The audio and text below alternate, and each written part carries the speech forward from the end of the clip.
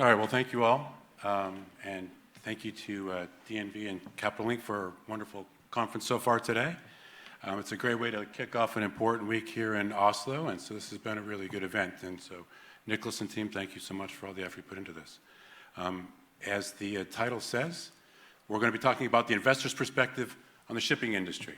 So let me just quickly go through some introductions here of the wonderful panel that we have up here. First, panelist is Jorgen Lian. Jorgen is the head of the equity research shipping team at DNB Markets. They cover more than 30 publicly listed shipping equities. Prior to his current position, he served as an equity analyst on the shipping team, and he initiated the clean tech coverage team at DNB Markets. The next panelist is Nicholas Meer. Nick is the managing director and senior acquisitions officer for the global transportation group at JP Morgan. He's been with JP Morgan for over 20 years, with the last 15 years leading investments in the transportation assets and companies. The current fleet that they have is 140 vessels across all the major sectors, with additional investments in aircraft, rail, and container leasing. Our next panelist is Andrew Hampson.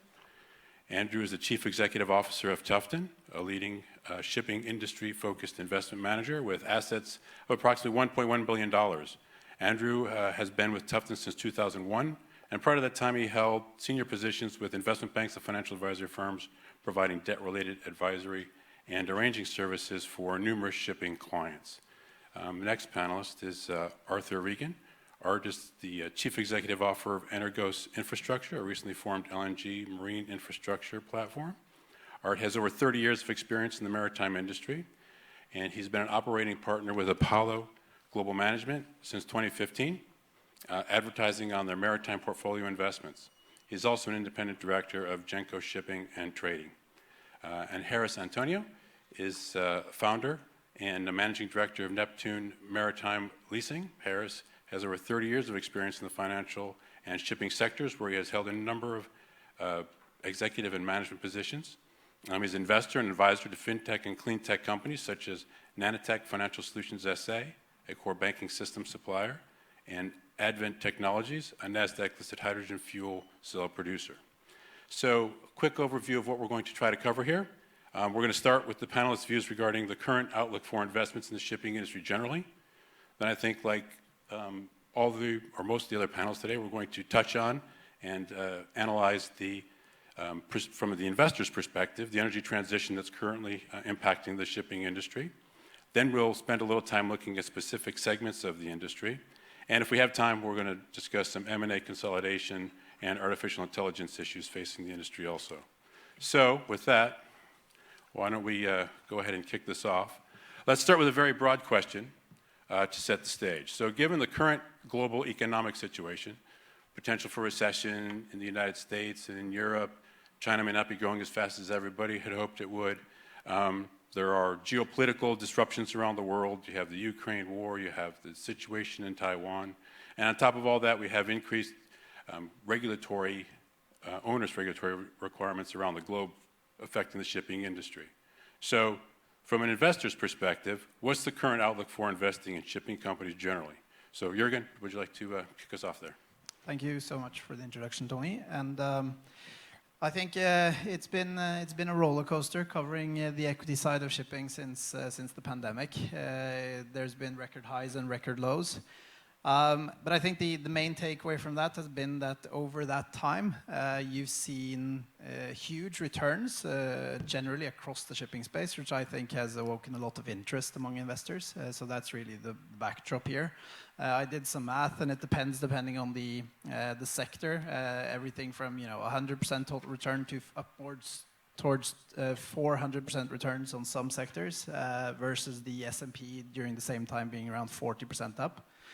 So there's been huge opportunity, and you mentioned the three main points. So you have this muted macro backdrop at the moment, which I feel is pressuring things down. That's essentially where we are at the outset, given where we are today. And then you have the geopolitical tensions, which are very important. I'd split them into two. You have an immense pressure on energy security, which is a new major theme that I think is going to last and be with us for a long time going forward, which could be positive. You've seen the effects on that in the trade patterns that have arisen after the invasion of Ukraine for the tanker side and a lot of energy shipping in general. And then you have on the other side, I think the diversification and supply chain part of it is becoming more and more important, and we can argue if that's a positive or not. And then on top of everything, you have the regulatory risk. And I think that's probably the most interesting side of things, because it depends on where we're headed on technology or where we end up. I think the end game here is that it heightens the uncertainty in shipping. And that has implications for the expectations on returns going forward and how that market will balance long term. It's hindered a lot of ordering, which puts the supply side fundamentals very good in some sectors.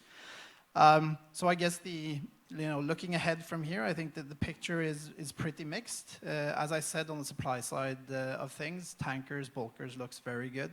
Maybe not so much on the gas shipping side or the container side. But in the end, I think in a general and overview of things, it's all about timing. And then given that we're in this sort of depressed situation on the macro side, I think the investment timing is rather opportune in our view. Great. Art, you want to give your insight on this? Sure, Tony. Thanks so much. I'm going to be more positive than that, and as a general statement about the investment climate for shipping, I think it's pretty good when we think about the near term, keeping in mind that a lot of those disruptive negatives that we're mentioning, war, geopolitical, those are generally stimulators for shipping activity. Dislocations of supply demand generally create ton miles, and it's good for shipping business, and I think we've seen that in tankers and to a degree dry bulk for a period of time. Certainly containers during COVID was a boom time. So overall, I'm going to keep it generally positive. With that in mind, I mean, the basic parameters of an investment when you're looking for what is the value proposition and trying to simplify it into, for the shipping industry, growth or income, the way I think about it. So generally, growth is thought of as asset value appreciation, so you try and buy during the trough, particularly with one of the historic volatile periods where you were in a trough. You think about buying there, so you have asset appreciation and will forego income a little bit. And other times you have a strong income market where asset values are pretty high. And I would say generally right now, that's the kind of zip code we're in. Generally speaking, asset values have caught up with any historical norm, and inflation, et cetera, have kind of pushed the limits on that globally. So generally, I wouldn't expect we're going to see huge gains in asset values in the near term. But certainly the income stream, which we've seen across almost every commodity in the last couple of years, feels pretty good. So that's where my optimism lies, thinking about the near to medium term. One of the other kind of Achilles heel of shipping is too much leverage, too much debt. And what we've seen as a byproduct of the great markets in many of the commodity shipping sectors is an overall delevering of the industry, which has been very, very healthy. So my perspective is that the industry is much more healthier now than it was, say, 5 years ago. And that's because it's saddling much less debt. And therein is the power to sustain some of these troughs that we've seen in the past. And already that's playing out. I mean, the dry bulk market has pulled back a little bit, but there's really no worries across the capital markets, the public landscape of shipping companies. And that's pretty true, I think, across the board of the delevering. The one kind of difficult part around that is the fact that interest rates are also heading towards potentially decade-long highs. And that's a problem as well. So we have to watch that. But I'm going to say, generally speaking, favoring the income outlook for shipping, and that's why I'm positive.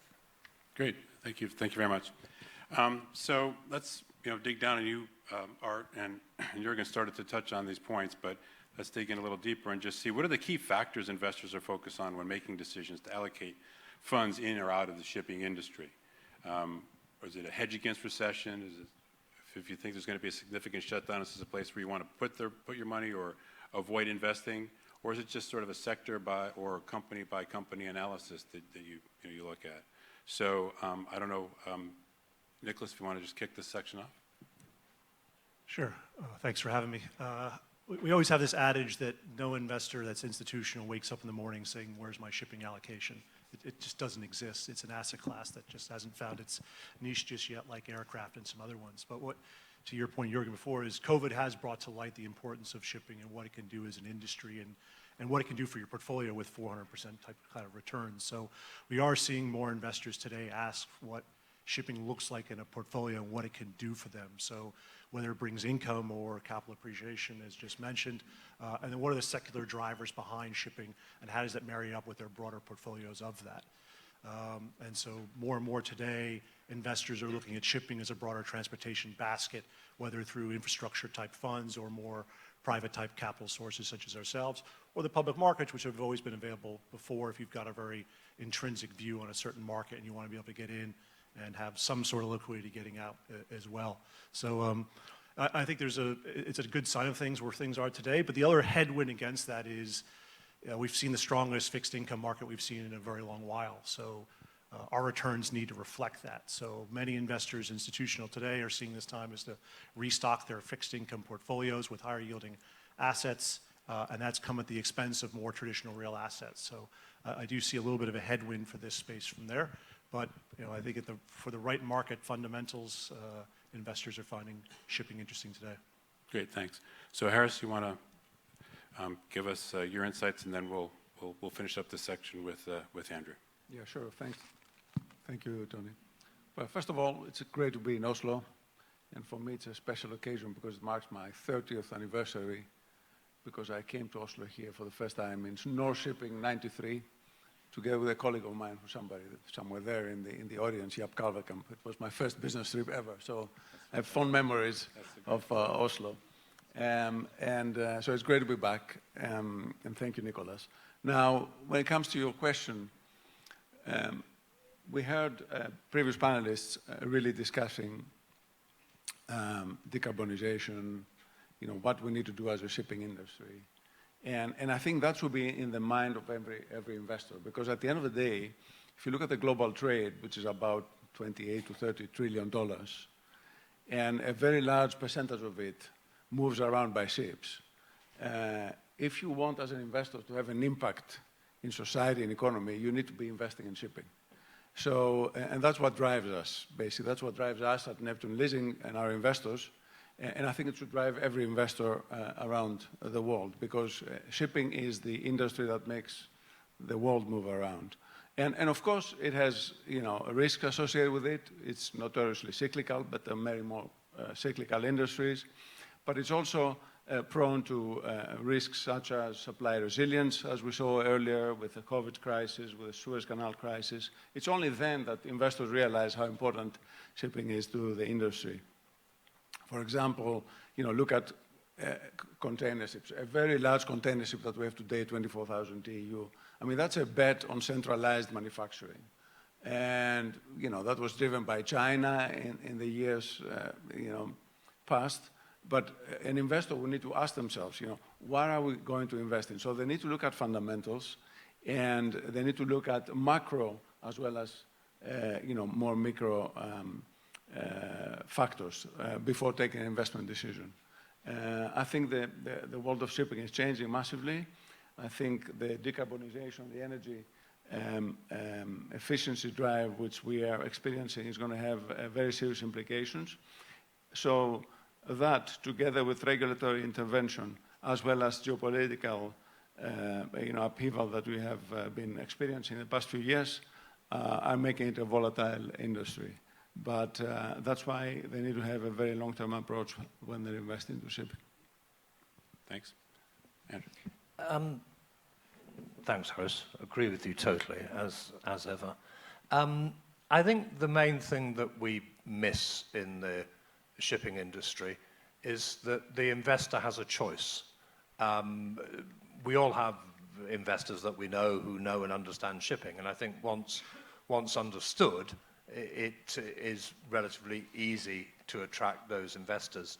But we need more investment, and therefore we've got to make shipping more attractive to those investors, and we've got to really take a step back. It's not, should we be looking at containers or dry bulk or geared ships or ungeared ships, whatever it might be. It's how do we differentiate shipping from a nursing home in Surrey, from a shopping mall in Romania? The money's out there. We as an industry have got to try and attract more of that money. Our view at Tufton is that that's an educational process, and we spend a lot of time with institutional investors explaining shipping, explaining many of the things which Art has just said, that a lot of the things which appear on the face of it negative are in fact in some ways positive drivers for shipping. Explaining the supply side of the industry, which most people don't get. They look at the demand side. They immediately associate recessionary pressures, falling GDP as being incredibly negative across the whole of shipping. They don't understand the ton-mile implications of dislocations of supply, production, consumption, etc. So I think there is still a lot of educating to do, and I equally think there are a lot of things that shipping companies and shipping investment firms can actually do to clean up their act to make shipping more attractive to the institutional international investor. Thank you very much. So if you're an investor and you've decided, okay, I've taken all these macro considerations into, I've considered all these macro factors, and I'd like to make an investment in the shipping industry. Are there one or two critical elements or metrics that you look at, whether it's for a company or an asset, when you decide that you're going to allocate resources or capital to this market, that either are go or no-go considerations for you? So maybe Art, if you want to kick this one off.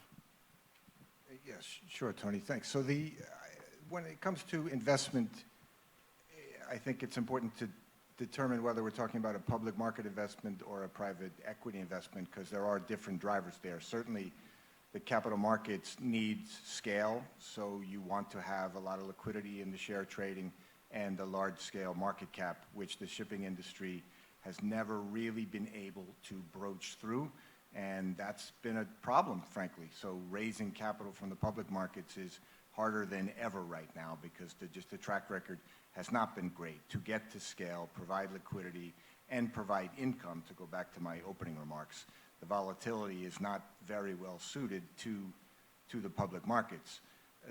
On the private side, it's a little bit easier. So I do think we're seeing the privatization of a lot of the public market enterprises from the last 20 years.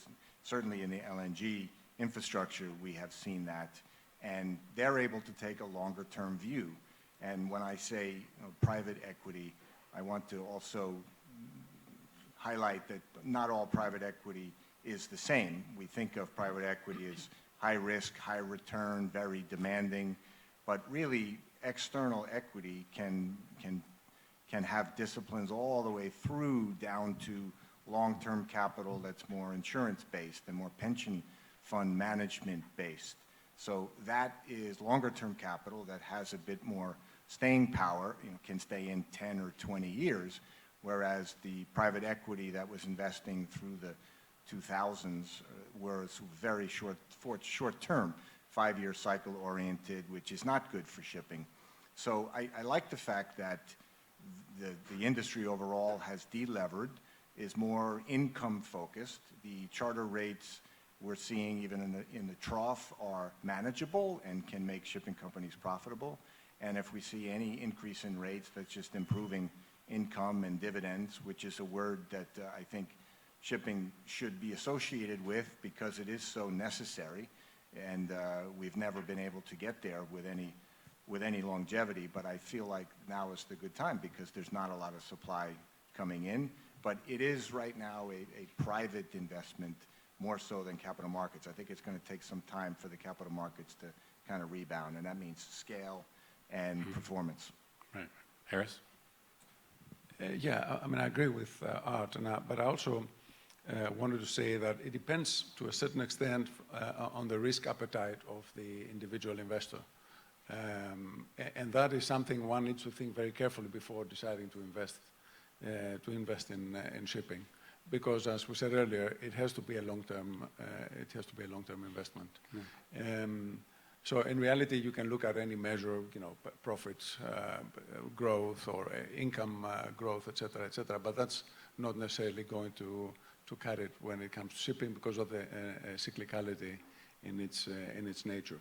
And I think one of the elements which is interesting, and I looked at some statistics, the other day. If you look at the market capitalization of what we call large shipping companies, you look at, on one hand, the Maersk or Hapag-Lloyd or the large container ship liner companies of the world, and we're talking about billions of dollars of market cap, 30 billion, 40 billion, depending on the timing. On the other hand, if you look at the suppliers of tonnage to these operators, despite the size, I mean, it could be companies controlling 100, 150 ships. The market cap is at, 1 billion, 1.5 maximum. So that probably should tell something to us, and that is actually what does an investor value? And here we're in the capital of sort of industrial shipping, we used to call it in the old days of the world, and there's something to be said about this. So it's not just the vessel that you have. You need to run a system, whether it's a transportation system or a logistics system, or a system that solves the need of your clients. That's when the value is going to be created. And I think shipping companies going forward need to be looking at that as well if they're to attract the interest of the public markets. And I think the environmental urgency provides an opportunity for them to do that. Thanks. Jorgen? Yeah, I think it's, I come at this from the equity side, and naturally I think liquidity in the shares is important. So getting your opportunity to get in and out, that's been the way to play shipping historically. But that being said, I think there's a lot of stuff going on among the companies today. Leverage was mentioned. I think the new day of shipping is a low-levered company set up to survive a cycle. That was not necessarily the case before. So I think there are, to manage these liquidity issues that have been mentioned now, I think there are essentially two things to do. One is setting up the company in a manner that can navigate that cycle. If that is by building in some downside protection in the business model through having superior types of vessels over time, modern vessels maybe, that can be one way to go. The other is to look at the leverage on the balance sheet. If that's cheap and manageable, then that makes a good case. And I think secondly, as a part to getting your money back over time, you probably need to see, I think the governance and capital allocation side of equity investing is becoming very important. Investors want to see that their cash is not necessarily unduly reinvested, but rather returned to investors when the market is there. And that really says it all. Then it would be market permitting, and perhaps the valuations would also start to reflect that over time. Those are two important things that I at least look at. Nick? I think a lot's been said already, but I just say most investors today don't prize what historically has been prized in shipping, which is the great upside in returns. I think downside, I think they're willing to take an asymmetrical trade by protecting downside by taking more charter coverage, which goes against some things typically in shipping. But I think that's how one gets investors intrigued by the asset class. Low leverage, if you looked at it historically, typically doesn't lead you to negative returns or significant negative returns. And so combining that with some longer-term chartering strategies has led more investors towards shipping today by providing those, again, those demand drivers that they like without taking the risk on that their portfolios can't handle.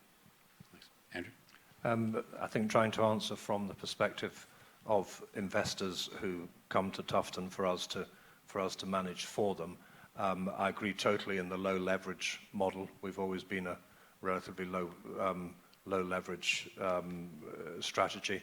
I think the ability to change and to adapt. We run very diversified portfolios of ships. We move out of one sector into another. That's maybe slightly contrary to the longer term, to the view that all investments had to be longer term. I think there are very good opportunistic investments if you're able to move around. And I think the main comment that we get from investors is full transparency when it comes to governance issues, when it comes to fees and things of that nature. That's one of the main issues we get back from our investor base. Great. Okay, so let's switch gears a little bit. One of the key or most important developments affecting the industry today is the global energy transition, which has been addressed to a certain extent here today. And there's a lot of different opinions even expressed today. It's hard to see that there's any real consensus on what it even means, how it's going to be achieved, or who's going to lead the way in implementing this transition in the shipping industry. We have, there are currently billions of dollars of capital sitting in infrastructure funds with asset managers looking for green investment opportunities. There's a lot of investment managers who are shying away from or abandoning altogether non-green industries like the coal industry, the oil and gas industry. So when you're an asset manager or you're an investor looking at the industry, how does this impact your investment? What are you guys looking at when you're making your decisions on how to invest in the industry that's changing so much? So, Andrew, why don't you kick us off here? Okay, thanks. Clearly, this period, let's call it the energy transition, the next 5-10 years until we really sort out what we're doing, I think provides phenomenal opportunity, both in new investments and in traditional, shall we call it, traditionally powered second-hand investments. Clearly, we've heard a lot of talk today, and I was very encouraged by what Rasmus was saying earlier about the moves in hydrogen. I think that's very encouraging. Nonetheless, there were also a lot of words that if you were an investor, you'd be sitting upright, people talking about safety issues, people talking about stranded assets, people talking about lack of crew, and all of these issues. These are all issues that make it very, very difficult at the moment to get a lot of that infrastructure type funds that you mentioned there to actually get that into the industry. But there is that base there. If we can show some proven technologies, if we can start to link that with longer term charters, I think there is an investor base there that can come and fill a lot of that gap. That's a very different type of investor to the guy who's going to invest into second-hand shipping in a traditional way. And I think that because of the supply issues of the uncertainty of the energy transition over the next 5 to 10 years, I think that gives phenomenal opportunity for both asset value appreciation and income dividend flow in traditional second-hand areas of shipping, if it's done properly. And that, I think, as the panel have already said, is a low-leverage model which is transparent and which works in an efficient way, clearly concentrating on the governance issues, regulatory and safety, as we always do.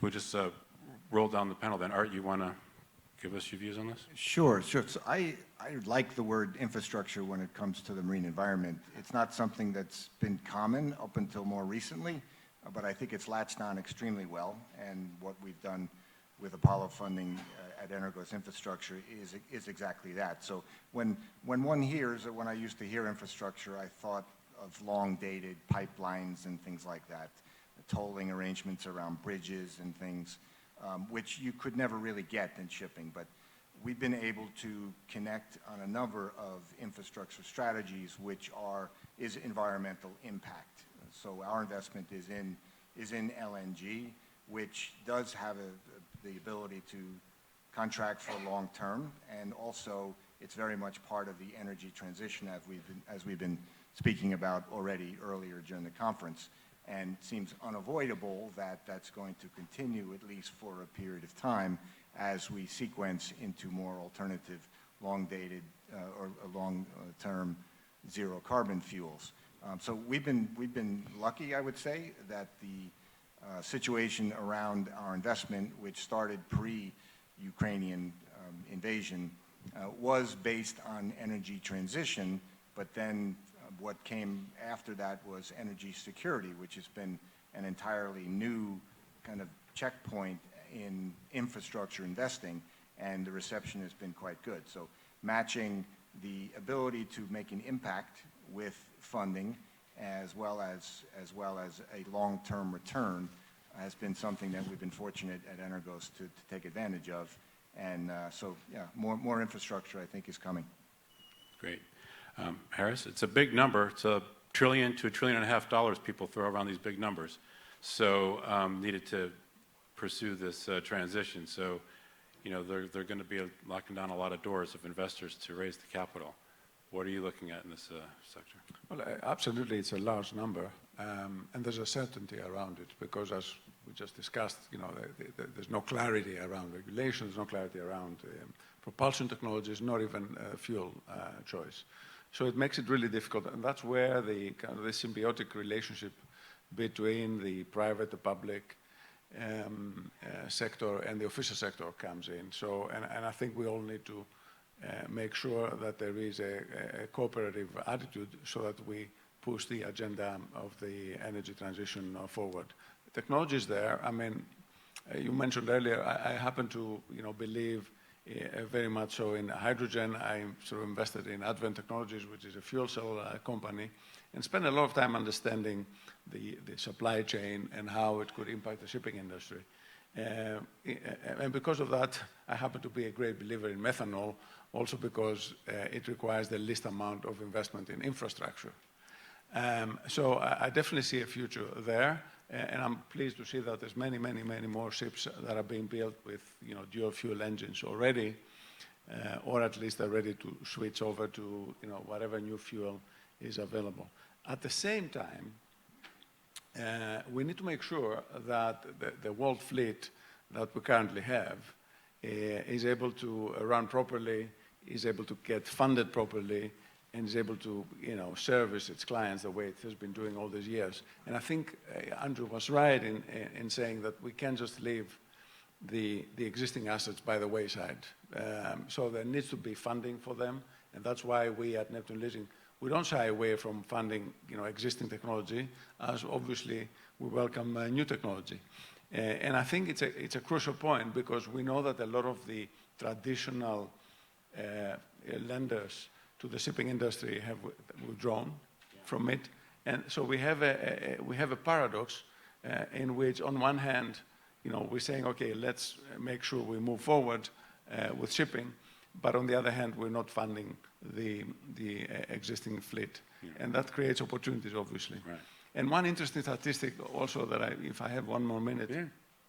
If you look at the different types of measures that you can take as an owner to reduce the environmental footprint, you know, different types of measures, you know, that are, you know, involve digitalization or weather routing or other measures, you'll see that actually the most efficient ones are the ones that relate to power limitations when it comes to the engine. I mean, by you know, a factor of 5 or 6 times the second closest measure. So we need to look at what we can do for the existing fleet as well in terms of retrofits and everything else.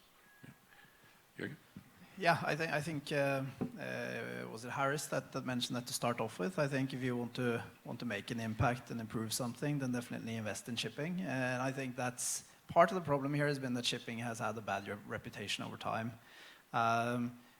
Despite it being, you know, immense, there's huge competition and it's incredibly efficient as is. The technology, it might be on its way and there's a pathway towards something, but today there simply isn't a solution to get it done. So I think from the previous panel as well, I think the takeaway here is to be realistic and see the benefits of shipping as well as the negatives. I feel when we talk about ESG in shipping, the S is very often forgotten. As shipping has contributed, you know, so much to just improved quality of life in general, right? And we need to figure out a solution that is realistic along the way and doesn't really set a hard stop to anything, because that could be a place we don't want to get to. Just to add on, I think there's a lot of positives going right now as well. I think if you look at things, it's been very difficult to price what the future technology means, but with carbon pricing coming into effect, that changes all of that. So your end user now has always looked at what's my freight cost, what's my bunker cost, what's my carbon cost. I think that's going to change things dramatically now as people look that forward. You're going to start getting paid for your assets being of a higher quality because the carbon comes into effect from there. And it allows people to start making some decisions, although they're difficult ones, it allows you to do that. And then the second piece I would add to this as well is that we're optimistic as well. We're starting to do more and more investments in the technology itself. So we've got the transitional assets, but how do you get them to the next level? By making investments in companies, whether it be fuel cells, batteries, methane abatement, things like that. And we're starting to see more like-minded ship owners in those areas, which is really promising to see, because it's going to take a lot of capital to get us there. But it really starts with being able to price what that carbon means, and you can build off of that. Great. Andrew? Sorry, I just wanted to add one thing which I forgot earlier on, which I think is quite important, and I'm talking here about trying to get new investors into shipping, not the guys who understand it and follow it. 5 years ago, I can't recall any investor asking us what our ships carried. Today, I would say maybe 30% of them ask, what are you carrying in your ships? And if it's coal, if it's crude oil, a number of other commodities, they turn off straight away. Now, I'm not naive enough to think that that means that carriage of coal has to stop or anything, but just the point I'm making is it means that this massive pot, which is potentially available, is shrinking the whole time as we actually go through this energy transition. And we've lost a number of investors now because we have ships that carry coal. Just make it as a point. I'm not saying there's a solution to it, but that's happening out there in the guys who don't understand shipping. All right, thank you. It's a really good point. It's going to be interesting to see who stays in and who abandons the industry, and who is very selective and only investing in certain parts of the industry that sort of meet their goals. We only have a few minutes left, so I thought maybe we'd quickly go around and address the artificial intelligence point nobody's really talked about. I haven't got to grips with human intelligence. So yet, I may not be the right one to ask. Joking apart, I'm not into artificial intelligence yet, but I mean, I think seriously, the technology side of the industry is very important. I said earlier on, one of the key things was adaptability to change, to be able to see what's going on. I mean, you need to be up with it. I'm a full believer in big data, in sharing information, and that can only be done through IT, and I'm sure that that can help us phenomenally improve the efficiency of the operation of the world fleet. Whether or not artificial intelligence comes into it or not, I'm unsure yet. So I'm just curious, we just rolled on the panel, how is it going to impact your decisions on what you do, to build your company out or make other investments, and the focus that different companies have on this? I'm a little bit like Andrew in that I never thought about artificial intelligence until recently. The shipping industry in general has been very, very slow to adopt anything that's been futuristic in general. But I think that's all changed dramatically in the last, certainly within 10 years. And the difference is using that word that Andrew used, in efficiency. And I see that being a ship owner of various types of assets, how it's improving the economic return and the visibility of what your asset is doing every day. Comparing other industries, which I like to do because it's transportation, so aircraft, et cetera, is a good representation. The intelligence, the artificial intelligence used in flying an aircraft is just automatic, and it's the way it's understood. Shipping is still way behind that, but it's coming very fast, and it's because some of the technology that's being implemented now is making a real difference in efficiency, so you can't ignore that, and I think it's going to continue to move quite well, and I'm interested in it for the first time in my life, so I think it's been a good time, and it's going to keep coming. Well, I don't know how much intelligence there is in the systems, but it's definitely artificial, because really, if you look down at the efficiency that they are able to generate, it's there, but it's not something you're getting out of bed for. But on the other hand, we tend to, underestimate the impact of change over a long period of time, over 10 years, for example, and overestimate it over a short period of time. So I think definitely going forward, we're going to see improvements in efficiency, not just in the operations of the assets, the vessels themselves, because of weather routing or better utilization factors, but also because of other products or programs we use to make trade more efficient. For example, because I've been involved in the commodity trade finance business as well, look at how much progress has been made on electronic documents and bills of lading, etc. So, and these are all, I suppose, the convergence of the technologies is what makes the difference. It's not just one individual technology that's going to make it happen. Jorgen? I think a lot has been said. Shipping, luckily, steel value in the vessels, something to look at, something tangible. But I agree with the efficiency aspect of things. I think there's certainly a lot of costs that could be shaved off and make things even more efficient. That's my take. I don't know if you have anything to add. I certainly agree on the efficiency side, but I see what it's done in our firm in general and what we've been able to do with it, and it's bring costs down significantly across the board. AI just designed its first ship in a research group in China, and if you talk to the classification societies, it did a pretty darn good job. So, we need every bit of help we can get to where we need to be, and AI is going to be a big component of that, I think. Thank you. Well, thank you to the panel. Thank you very much for your time. It was a great panel.